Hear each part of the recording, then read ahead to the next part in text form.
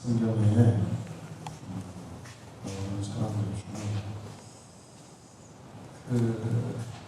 동생 때문에 좀 수고가 많이 이렇게 과소평가된 사람이 있습니다. 이제 바로 성경에 보면 마르다예요. 대낮에 전기불을 켜면 전기불은 전혀 빛을 발하지 못해요. 전기불 밑에 촛불을 켜도 촛불은 전혀 빛을 발하지 못해요. 근데 전기불이 없으면 촛불만 놓고 밝습니다. 태양빛이 안 비치는 밤에 전기불을 켜면 역시 그것만으로도 충분히 밝은데 그 밝은 빛이 옆에 있으면 그보다 좀 어두운 빛은 그냥 빛이 안 나게 돼 있어. 이제 이런 경우가 바로 마르다 같은 케이스예요. 굉장히 많이 헌신하고 정말 귀한 일을 했음에도 불구하고 그 동생이 한 일이 너무 드러나서 그의 일은 상당히 가소평가되는 그런 상황이 마르다의 헌신입니다. 베다니 예루살렘에서 3km 떨어진 거리에 베다니라는 동네가 있었고 거기에 마리아, 마르다, 나사로 오빠와 동생이 같이 살았어요. 부모님 얘기가 없는 거 보면 부모님들은 안 계신 것 같아요. 형제들끼리 살아간 것 같습니다. 그런데 예수님이 예루살렘에 가실 때 같으면 항상 이 집에 가서 쉬시고 주무시고 식사 대접도 받으시고 그렇게 한 것 같아요. 그날도 예수님이 이 집에 들어가시는데 마르다는 부엌에서 예수님 대접하기 위해서 열심히 음식을 준비하고 있었어요. 아마 예수님께 극진한 대접을 한 것 같아요. 그래서 있는 거 없는 거 다 흘려서 예수님 맛있게 대접하려고 열심히 음식을 준비하고 있었고 동생 마르다는 방에서 예수님이 얘기하는 거 열심히 듣고 있었습니다. 그런데 마르다가 부엌에서 일하다 보니까 바쁜 거예요. 너무 분주한 거예요. 근데 동생은 예수님 앞에서 얘기만 듣고 안 도와주는 겁니다. 마르다 입장에서 보면 이럴 때 동생 마리아가 어떻게 보였겠어요? 굉장히 얄밉겠죠. 이렇게 바쁜데 지금 그냥 예수님 앞에서 얘기만 듣고 있고 안 도와주고 그래서 예수님께 약간 불평적으로 얘기를 했어요. 예수님 지금 너무 바쁜데 동생을 좀 시켜가지고 저 좀 도와주라고 하세요. 이렇게 얘기를 했습니다. 그럼 예수님이 그래 마리아 너가 좀 도와야지 이렇게 얘기하셨으면 참 좋았을 것 같은데 예수님이 다르게 얘기하는 거예요. 마르다야 너무 그렇게 번잡하게 하지 말고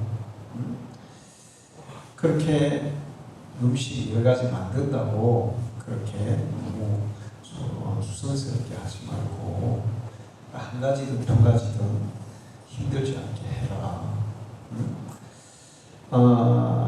그리고 네가 나에게 음식을 대접해 주는 거 그건 너무 고마운 일이고 귀한 일이야.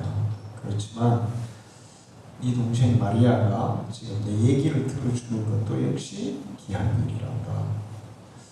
마리아는 지가 좋아하는 것을 선택해서 하고 있고 너는 또 네가 잘하는 것을 선택해서 하고 있으니까 각자 잘하는 일, 또 각자 좋아하는 일 두 가지 예수님의 말씀을 새겨 듣는 것, 경청하는 것 그것도 귀한 일이야. 그래서 자기가 좋아하는 귀한 일들을 하면 된단다. 이렇게 이제 예수님이 얘기를 했어요.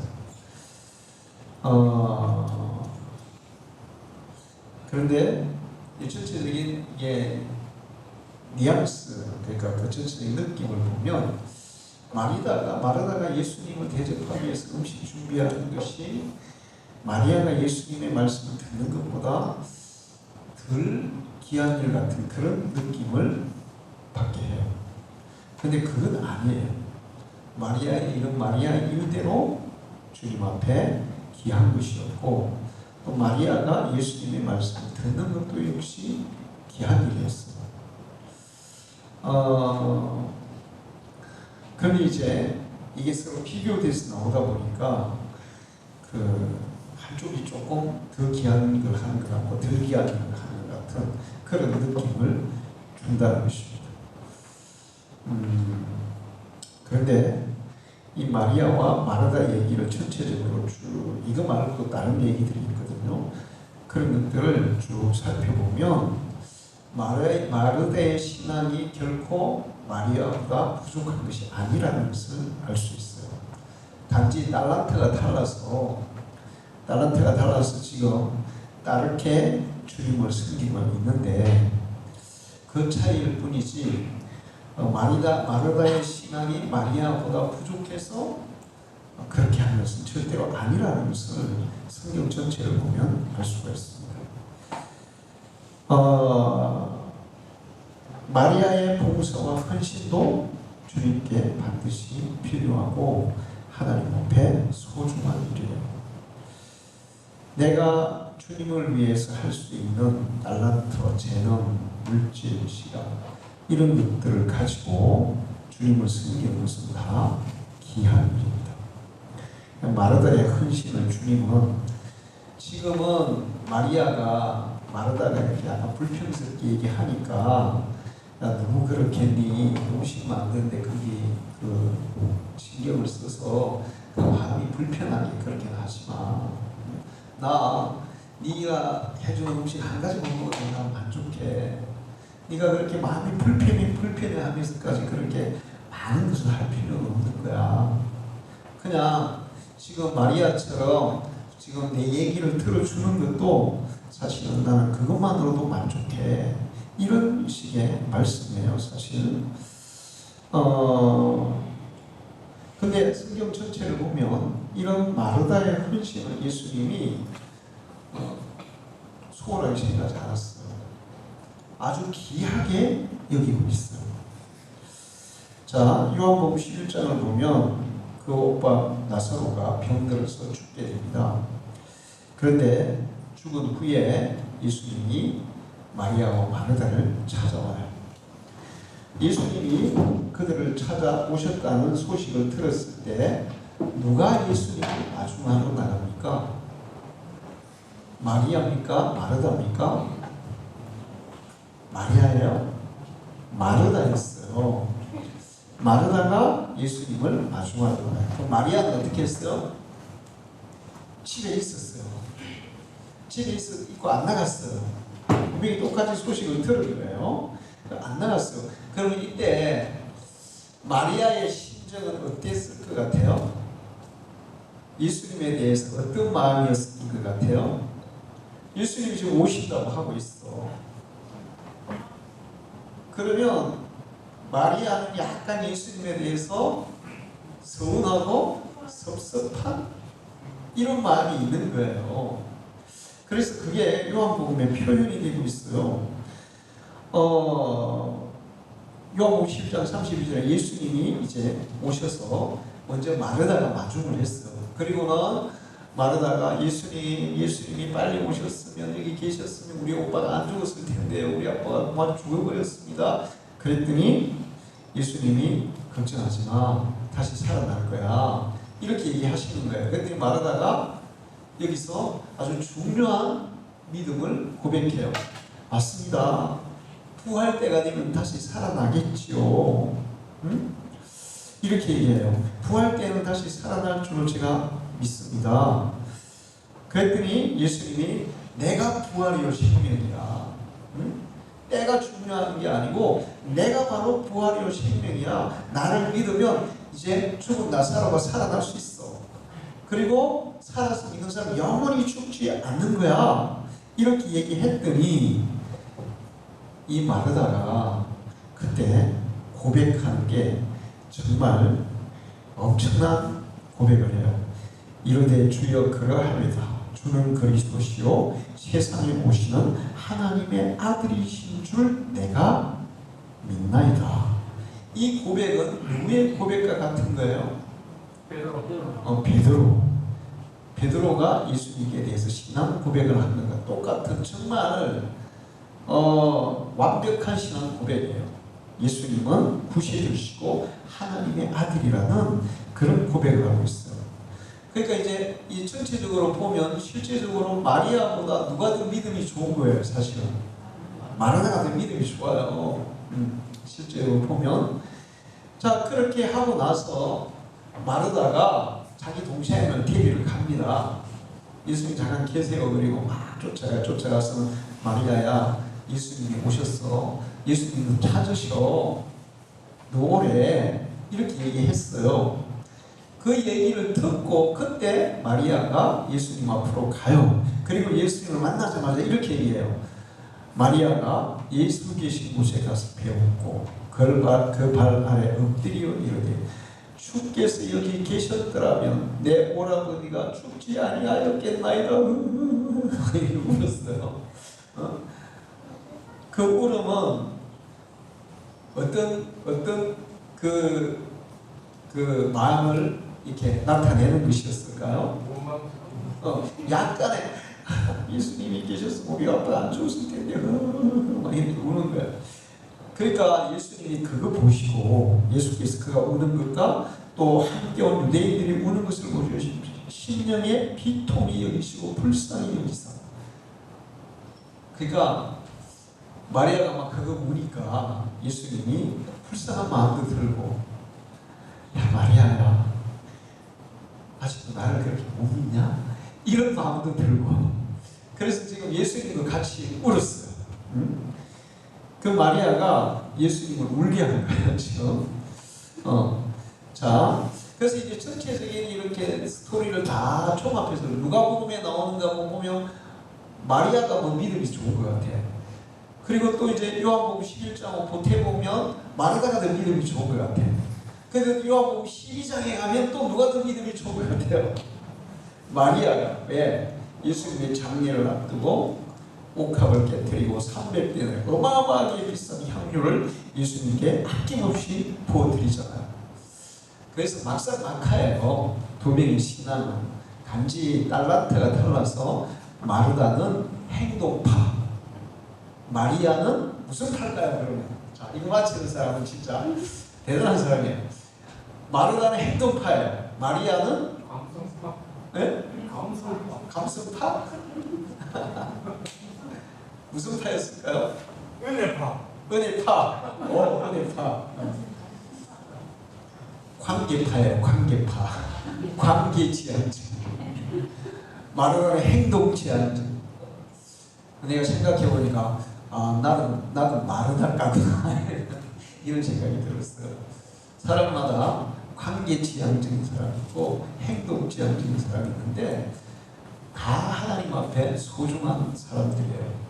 그리고 관계지향적으로 사는 사람도 하나님은 귀하게 여기시고 행동지향적으로 사는 사람도 귀하게 여기시고 주님을 위해 산다면 그것이 주님과 관계된 일이라면 관계지향적이든 행동지향적이든 다 귀한 헌신인 줄 믿습니다.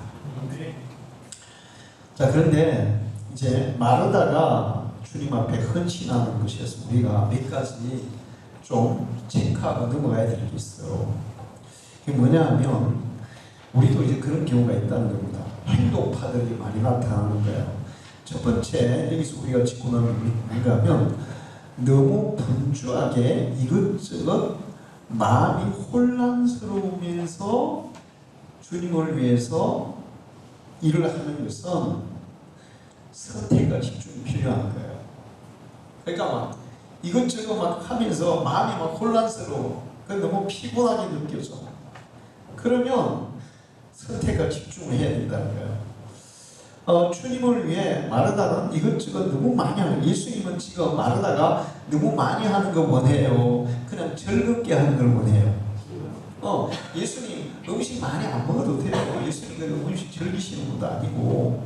그러니까 한두 가지만 해도 마르다가 즐겁게 준비해서 대접하는 거, 그거를 주님은 더 기뻐하시는데, 지금 마르다는 또 예수님이 또 너무 소중하게 여겨지고, 그리고 또 뭐 가끔 오시니까 어떻게든지 막 많은 거 많이 잘 대접하려고 하는데, 문제는 마음이 지금 너무 이렇게 부산스럽다는 거예요.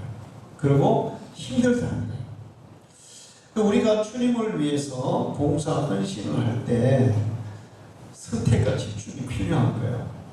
그러니까 이거 너무 힘들어. 그러면 우리는 정리를 조금 할 필요가 있어요. 내가 즐겁게 기쁘게 할 수 있는 만큼 하는 게 좋아요. 그런데 내가 그 다 해도 나는 좋다 그러면 다음에 더 좋아요. 할렐루야. 예수님도 그랬잖아요. 이것도 하고 저것도 버리지 마라. 근데 이게 불평스러우면 불평스러운 마음으로 하면 안 되고 즐거운 마음으로 해야 되는데, 너무 일이 많고 번거로우면 사람들이 좀 피곤해질 수 있거든요. 그럴 때는 네가 좋아하는 거, 네가 즐겁게 할 수 있는 것을 선택해서 그거에 집중을 해라. 이렇게 예수님이 말씀합니다. 마리아는 지가 정말 좋아하는 걸 선택했어. 니도 네가 제일 잘하는 거, 여러분은 음식 그 여러 가지 종류 먹는 거 좋아하세요? 어떠세요? 저는 원래 음식을 그 반찬을 여러 가지 먹는 걸 좋아했어요. 그 나이가 들다 보니까 요즘은 여러 가지 먹는 걸 그렇게 좋아하지는 않게 되더라고요. 옛날에는 우리나라에 가장 인기 탑인 식당이 있었어요. 뭐였을까요? 뷔페 식당이었어요. 카페는 막 이것저것 막 먹을 수 있는. 근데 요즘은 뷔페 식당 인기가 좋아요. 많이 떨어졌어요. 많이 떨어졌어요. 저도 요즘은 뭐가 좋으냐면 그 아구찜 이런 거 있잖아요. 아구찜 집에 가면 아구찜 하나밖에 안 하는 거. 반찬은 뭐예요? 그냥 뭐 깍두기 뭐 정도 이렇게 안 나오죠. 그런 게 좋더라고요. 그러니까 네 잘하는 거 한 가지만 해. 그냥 뭐 카레 라이스도 카레 라이스도 뭐 한 가지만 하지만 여러 가지 재료가 들어가긴 하는데, 그 뭐 잡채하고 뭐 카레하고 뭐 그다음에 뭐 김치찌개하고 뭐 이런 거 가지 말고 네가 잘할 수 있는 거, 즐겁게 할 수 있는 거, 네 주특기 그거 한 가지만 해. 이렇게 얘기하는 거예요. 자, 여러분도 여기에 대해서 한번 점검을 해볼 필요 있어요. 그 다음에 내가 하는 주님을 위한 헌신과 봉사를 할 때 만족하고 즐거운 마음으로 할 수 있어야 된다는 거예요. 근데 왜 우리가 주님을 위해서 하는데 즐겁지 않은 마음이 들까? 자, 만약에 그때 마리아가 예수님의 발 앞에서 예수님 앞에 방 안에 앉아서 자기는 보기에 막 바쁜데 예수님과 얘기하는 것을 보지 않았다면, 또 마리아가 그 자리에 없었다면 마르다가 그런 마음이 들었을까 안 들었을까? 이거는 나 혼자 내가 해야 될 일이야. 마리아가 없어. 지금 그게 없었어. 근데 이제 마르다 혼자서 할 수밖에 없고 혼자서 해야만 하는 일이라면 그런 섭섭한 마음, 서운한 마음 이런 게 들었겠어요? 안 들었겠어요? 안 들었겠죠. 그러니까 우리가 왜 그런 마음이 드냐 하면 자꾸 다른 사람과 비교하고 다른 사람을 생각하고 다른 사람의 행동에 대해서 신경을 쓰기 때문에 그래요. 마리아가 여기 앉아있던 말도 나는 내가 지금 주님을 위해서 일하니까 주님을 위해서 음식을 준비하는 거니까 그래 내가 즐겁게 막 맛있게 잘 준비해야지, 여기에 딱 신경을 썼으면 원망스러운 얘기가 안 나왔을 거예요. 근데 마리아가 방판에 있는 거, 자기가 볼 때는 마리아는 아무것도 안 하고 놀고 있는 거 같거든요. 근데 이제 우리가 사람들을 볼 때 가끔 그런 경우가 있어요. 저도 뭐 그런 실수를 하는데, 그 사람 나름대로 뭔가를 지금 하고 있는데 우리가 밖에서 이렇게 보면 쟤는 왜 놀고 있는 거야? 아무것도 안 하는 거야? 이런 경우들이 있거든요. 마리아는 지금 마리아 나름대로 지금 주님 앞에 그 그 귀한 일을 지금 하고 있어요. 근데 마르다가 볼 때, 일하는 마르다가 볼 때는 마리아가 아무것도 안 하는 것 같아. 노는 것 같아. 그러니까 그런 어떤 그 눈에 보이는 것으로 평가하는 것은 실수가 많을 수가 있어요. 일단은 마르다가 불평이 나오는 것은 다른 사람과 비교하고 다른 사람을 바라보기 때문에 그래요. 우리는 주의 일을 할 때 주님만 바라보고 하시기를 중요합니다. 저 사람 왜 안 하는 거야? 목사님 저 사람 왜 안 시키는 거야? 왜 나만 시키는 거야? 자기가 할 수 있는 그리고 잘하는 거기에 대해서 집중하고 그리고 주님을 생각하고 해야 된다는 거죠. 자, 그 다음에 다른 사람이 안 한다고 내 마음이 상하면 안 돼요. 내가 뭘 하는데 왜 다른 사람들은 안 하는 거야? 왜 나만 주님을 위해서 해야 되지? 왜 나만 이 일을 해야 되지? 이런 생각을 가지게 되면 주님을 위한 일을 하는데도 불평이 나올 수가 있어요. 다른 사람은 그냥 그 사람과 하나님과 맡겨놓고 나는 내가 해야 될 일, 내가 할 수 있는 일, 내가 주님을 위해서 하는 것, 그 자체를 절구하면서 할 수 있는 그것이 진정 주님이 기뻐하시고 원하시는 헌신이라는 것을 기억하기를 축원합니다.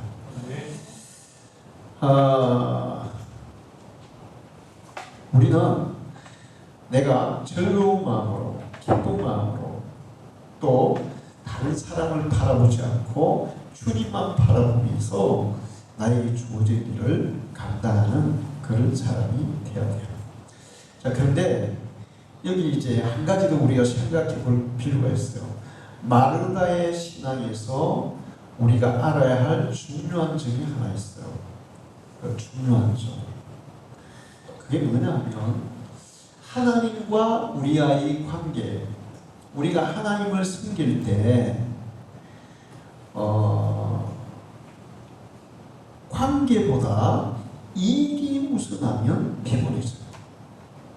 무슨 얘기냐면 신앙생활은 항상 그것이 다른 사람에게 봉사하는 일이든 하나님을 섬기는 일이든 무슨 일이든지 간에 하나님과 나와의 관계를 우선적으로 해야지 관계는 제쳐놓고 일을 우선으로 하면 피곤해지고 불편이 생기는 여기에 대해서 우리는 생각해야 돼요. 우리의 신앙은 항상 일보다 주님과 나와의 관계가 우선해야 돼요. 할렐루야. 여러분과 하나님과의 관계가 분명하게 서 있어야 돼요. 그리고 밀접한 관계가 돼요. 주님과의 관계가 깨어지면 신앙생활도 봉사도 헌신도 다 힘들고 고통이 되고 그 다음에 짜증이 되고 후회가 됩니다. 그래서 아까 얘기했죠. 마르다는 무슨 파? 행동파. 마리아는 관계파. 자, 여기서 마리아는 봉사보다 주님과의 관계를 우선적으로 선택하는 사람이었어요.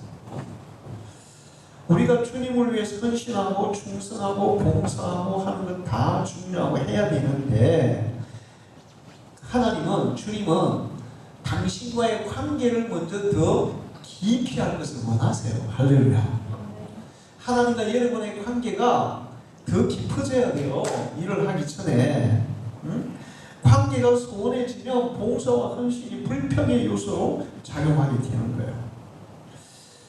옛날에 우리 조명문 목사님 우리 교회 와서 부흥회를 하고 마치는 날 부산에 가서 이제 전심 식사를 했는데 그 우리 진주교회 여자 후배가 고등학교 선생님이었어요.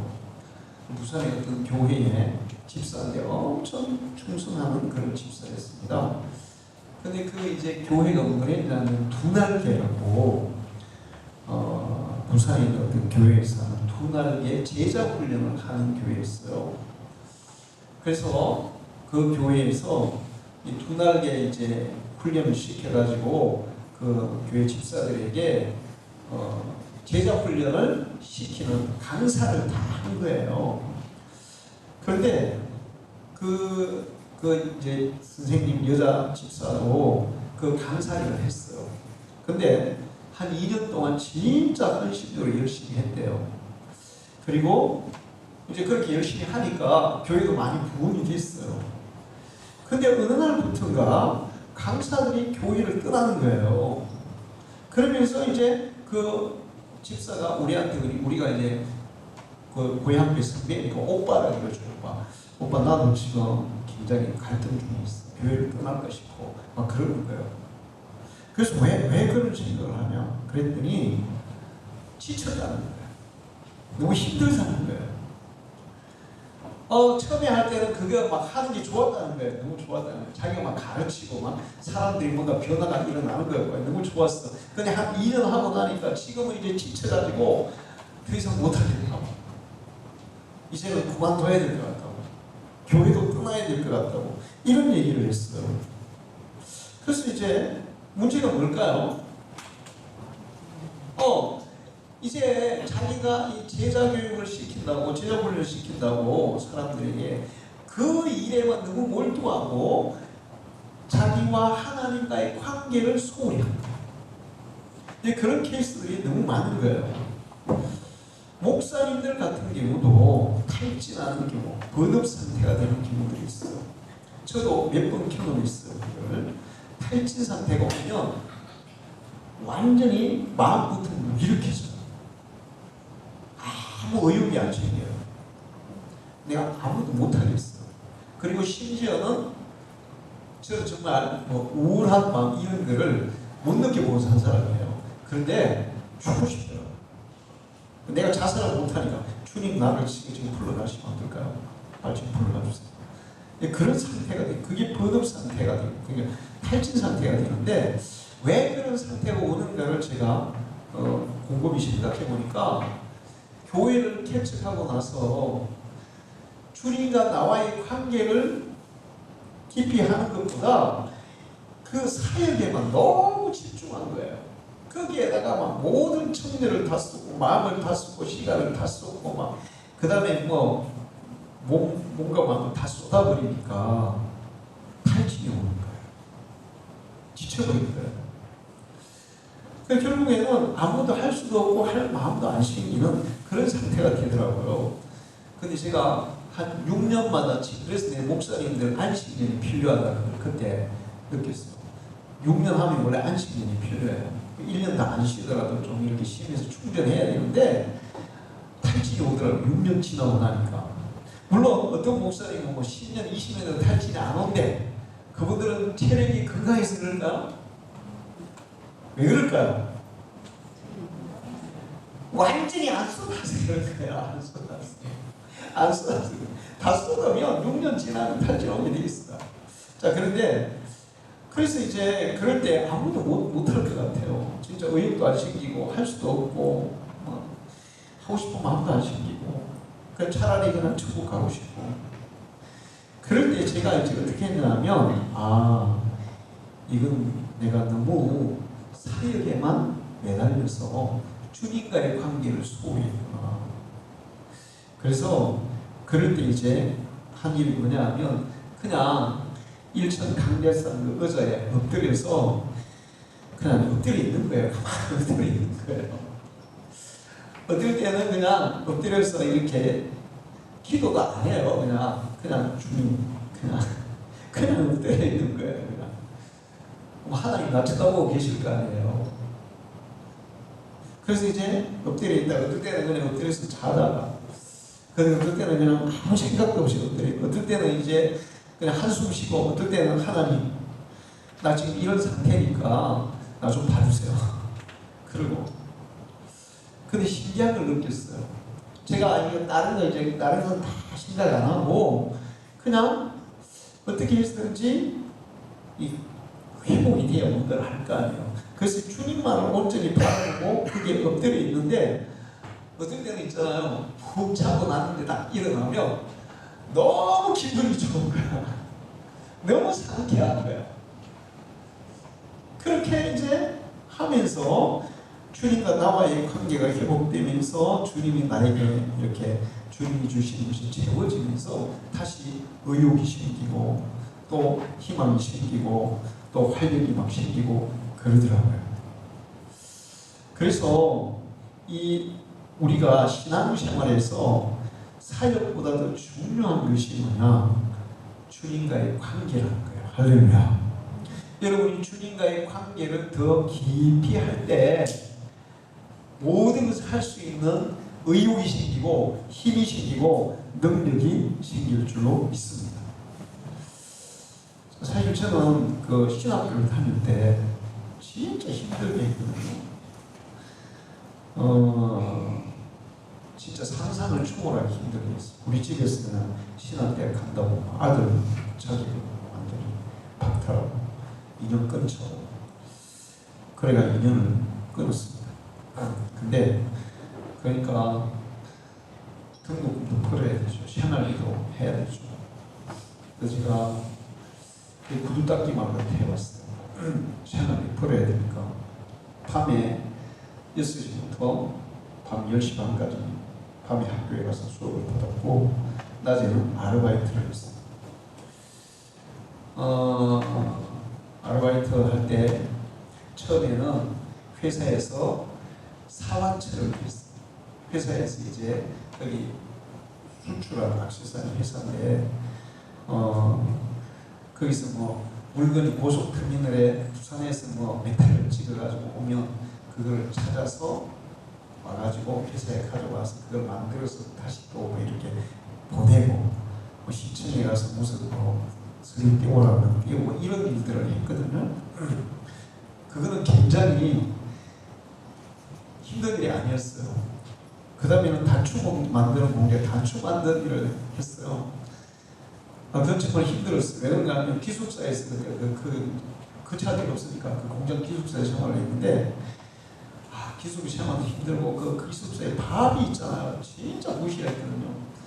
나는 기숙사에 주는 밥을 3끼 꼬박꼬박 먹으면 아무 문제도 없어요. 3끼 꼬박꼬박 6개월을 먹으니까 영양실조가 오더라고요. 밥이 완전히 뭐야 기운 뭐라 그러지? 찰기가 없는 그런 밥이야. 반찬도 완전 1년 내내 그 묵은 김치야, 김장김치 있잖아요. 그거에다가 반찬도 너무 부셔. 그래서 한 6개월 밥 먹으니까 어느 날 갑자기 학교가 눈이 안 보이더라고요.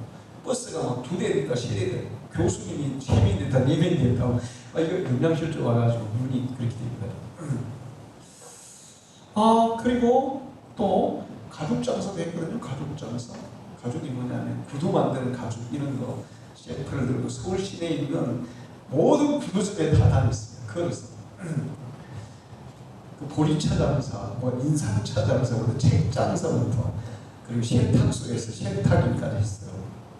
세탁물 걷어와가지고 세탁해가지고 다 탈해가지고 다시 배달하고 세탁소에서 일할 때는 세탁소 위에 그 방도에 일어설 수도 없는 앉을 수밖에 없는 그런 공간에서 생활을 했어요. 그리고 밤에는 학교를 가야 돼요. 그러면 새벽 예배를 가요. 그러면 4시 반에 일어나서 교회가 한 2km 있는데 그때는 새벽 4시 반에는 시내버스가 없거든요. 막 뛰어가는 거예요. 그리고 가서 새벽 예배 마치고 집에 갈 때는 버스 타고 가서 그 다음에 이제 아르바이트 하러 가고 그랬는데 토요일 날 오후부터는 교회에서 청년회 활동하죠. 주일 날은 새벽 예배부터 해서 밤 10시까지 풀타임으로 그냥 단 하루 쉴 시간이 없었어요. 그래서 친구들이 나보고 네 어떻게 그렇게 사냐? 어떻게 네가 살아있냐? 이런 얘기를 했습니다. 그런데 그때 저는 단 한 번도 내가 힘들다, 피곤하다, 괴롭다 이런 느낌을 받아본 일이 없어요. 항상 기쁘고 즐겁고 행복하고. 그래서 우리 외삼촌이 나한테 그 가죽 아르바이트를 시켰는데 그 외삼촌이 나보고 그러더라고요. 야, 니는 그렇게 힘들게 살면서 뭐가 좋다고 맨날 시끌벅을 웃냐? 니 혹시 뭐 나사를 하나 빠진 거 아니냐? 자기는 예수 안 믿는 사람이에요. 그러면 저는 그 사람의 눈에 나사가 하나 빠진가지고 보였을지 모르지만 저는 항상 기쁘고 행복했습니다. 즐거웠습니다. 그런데 그게 어떻게 가능했냐? 주님과 저는 그때 정말 밀접하게 함께했어요. 할렐루야. 주님이 저와 함께했어요. 그래서 학교에서 수업 마치고 있잖아요. 집에 갈 때 버스 내려가지고 이렇게 한참 걸어가는데 하늘에 이렇게 이제 그때는 뭐 별이 좀 보이기도 하고 그랬는데 지금은 너무 밝아가지고 서울에 별이 안 보이지만 근데 이게 걸어가면서 주님 제가 오늘 제가 강의 시간에 이런 거 들었어요. 그래서 꼭 그 하루 일과를 마치고 자식이 부모에게 뭐 이렇게 속삭여서 보고하듯이 그렇게 얘기를 하면 아 주님이 그냥 제 얘기를 묵묵히 듣고 계시고 그러면서 그 하나님의 사랑이 막 제 가슴에 느껴졌습니다. 그리고 어느 날은 너무 그 힘들어가지고 서울 시청에 가는데 쓰러질 것 같더라고요. 죽을 것 같더라고요. 진짜 너무 힘들어서 걸어가는데 더 이상 못 걷겠어요. 주님 나 지금 이제 죽을 것 같다니까 주님의 음성이 바로 들렸어요. 사랑하는 자야 네 영혼이 자유인같이 네가 범사에 들고 강건하기를 내가 지금 기도하고 있다. 내가 지금 너를 위해서 기도하고 있어. 근데 그 음성이 딱 그때 저는 그 요한 3서 2절 말씀인데 그때는 제가 예수 믿은 지 한 1년 얼마밖에 안 되겠는데 그 말씀이 있는 줄도 몰랐습니다. 나중에 이제 성경을 읽으면서 알았는 거예요. 그 음성이 들렸을 때 갑자기 막 힘이 나는데 제가 막 그때 막 뛰어갔어요. 죽을 것 같다가 힘이 나서 막 뛰어갔어요. 그런데 그 시절에는 그렇게 힘들었지만 힘들다는 느껴보지도 못했고 항상 기쁘고 즐겁고 행복했습니다. 근데 그게 뭐 때문이었을까? 그때는 다른 생각 안 했고 주님과의 관계가 그게 제일 우선이었어요. 그리고 주님과 그때는 첫사랑 관계였기 때문에 보통 첫사랑 하면은 막 뜨겁잖아요, 다. 그런 관계였기 때문에 그런 일들이 전혀 뭐 힘들게 느껴지지 않았어요. 도리어 막 감사하고 즐겁게. 그런데 제가 여기 와서 개척을 하면서는 탈진이 오고 힘들고 그 다음에 막 감당을 못하겠고 죽을 것 같고 왜 그랬냐? 개척을 하면서는 이 교회를 세워야 된다는 크기에 막 내가 너무 집중하다 보니까 너무 사회감에 몰두한 거예요. 우리 집사람이 항상 그런 얘기했어요. 당신은 왜 기도하다가 왜 5분 만에 빨딱 일어나가지고 행동하냐고. 제발 행동하기 전에 기도 좀 먼저 하라고. 하나님과 더 깊은 관계를 좀 가지라고. 근데 제가 어떤 파라 그랬어요? 관계 파라 그랬어요? 행동 파라 그랬어요? 행동파가 말은 안 듣는 사람이 아니야 보니까. 그러니까 뭐 기도하다가 딱 생각나면 뿔덩이 일어나가지고 막 행동하는 거야. 계속 사역적으로만 계속 신경을 쓰다 보니까 결국에는 고갈이 되고 탈증이 되고 그러면서 이제 고갈되고 탈증되고 그때부터 불평이 나오는 거야. 왜 내가 이렇게 해야 돼요? 꼭 해야 돼요? 왜 해야 돼요? 못하겠어요? 막 이런 이제 마르다 같은 불평이 나오더라고요. 그래서 마르다와 마리아를 보고 또 마르다의 헌신을 통해서 우리가 배워야 될 게 뭐냐? 우리가 주를 위해서 열심히 봉사하고 수고하고 헌신하는 것은 너무 귀한 일인데 그보다 우선해서 하나님과의 관계를 더 밀접하게 하도록 하라는 거예요. 할렐루야. 마리아는 항상 주님과의 관계가 우선이었어요. 그렇게 하다 보니까 결정적인 순간에 한 방을 딱 날리는 거예요. 결정적인 순간. 그날도 예수님이 이제 십자가 지실 날 일주일밖에 안 남았어요. 그날도 바로 이 마르다의 집에서 그때는 나사로가 죽을 때가 살아났고 그래서 이제 그날은 예수님만 온 게 아니고 동네 사람들이 다 초청해서 여기 보면 마리아가 예수님 만나가지고 예수님 계셨으면 우리 아빠 안 죽었을 때 막 울 때 동네 사람들 같이 울었어요, 안 울었어요? 같이 울었거든, 막 같이 울었거든. 그러니까 마리아, 마르다 이 부모도 없이 형제 자매들이 사는데 오빠가 죽었으니까 동네 사람들이 관심을 많이 쓰셨겠잖아요. 근데 오빠가 살아난 거야. 근데 예수님까지 왔어. 예수님이 돌아가시고 일주일밖에 안 남았어. 그러니까 동네 사람 다 불러서 잔치하는 거예요, 지금. 근데 그때도 마르다는 뭐 했을 것 같아요? 응? 북에서 음식 중에 전진했어. 근데 마리아는 그때 뭐 했습니까?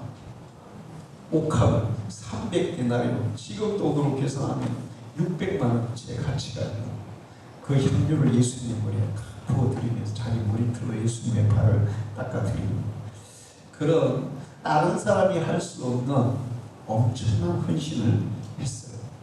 그때 마리아가 아까웠을까? 그 옥합, 그 향유가 아까웠을까? 내가 왜 이것까지 예수님께 드려야 될까? 이런 마음이 들었을까? 와, 내가 마지막으로 내가 있는 가장 귀한 것을 주님께 드릴 수 있는 것이 얼마나 감사한가, 얼마나 기쁜가. 그러면서 기꺼이 그 헌신을 한 줄로 믿습니다. 우리가 관계가, 하나님과의 관계가 이게 충만하면 무슨 일을 해도 우리는 기쁘고 즐거운 거예요. 할렐루야. 그리고 때로는 내 능력 이상의 헌신도 가능한 거예요. 우리가 주를 위해서 수고하고 헌신해야 되는데 항상 하나님과의 나와의 관계를 분명하게 하고 주님과 나와의 관계를 밀접하게 하고, 그래서 그 관계 가운데에서 하나님이 주시는 힘을 얻고 능력을 얻고 하나님이 주시는 그 성령이 주시는 그 감동을 통해서 헌신하게 되면, 그러면 정말 하나님이 기뻐하시는 그 귀하고 그 복된 그런 헌신이 될 줄 믿습니다. 우리 여전도 회원들은 진짜 우리 한국교회에서 제일 일을 많이 하세요. 제일 많이 하셔서 들 때는 힘들고 지칠 때도 있겠지만, 그러나 하나님은 여러분의 수고와 헌신에 대해서 다 기록하고 계신 것을 믿으십시오. 그리고 때가 되면 어떤 여러분의 필요한 순간이 되면 그 헌신을 통해서 여러분이 쌓아놓은 그 헌신이 저축이 되어서 하나님께서 반드시 큰 상으로 보상해 주실 줄 믿습니다. 아멘. 그리고 여러분이 지칠 때 항상 먼저 주님과 그 깊은 영적인 교제를 나눌 수 있기를 축원합니다. 그 주님이 주신 힘을 얻어서 그 힘으로 감당하기를 축원합니다. 기도하겠습니다. 하나님 아버지, 오해도 예배하게 하시고 말씀 주셔서 감사합니다. 우리가 주님을 섬길 때 주를 위해서 일하는 것 중요하지만 하나님과 우리의 관계가 먼저 우선이라는 것을 알았습니다. 하나님 아버지, 항상 영적인 일에 예배하며 기도하고 하나님의 말씀을 묵상하며 순간순간 주님을 바라보는 우리 모두가 되게 해주시고, 특별히 우리 여전도 형들을 축복하셔서 저들에게 날마다 새 힘을 주시며 성령의 지혜와 능력을 입히시며 독수리가 날개 저는 힘과 능력도 공급해 주옵소서. 여러 가지 가정일, 직장일, 교회일 같은 일들이 너무나 많습니다. 지치도록 수고하는 가운데 있습니다. 주님, 저들의 심령에 지치지 않는 힘을 주시고 또 주님께서 저들에게 필요한 모든 것들을 충만하게 공급해 주시옵소서. 항상 주님 앞에 엎드리며 주님을 바라보게 하시고 주님이 주신 그 힘과 능력을 의지해서 감당할 수 있도록 주님 도와주시옵소서. 예수님의 이름으로 기도하옵나이다.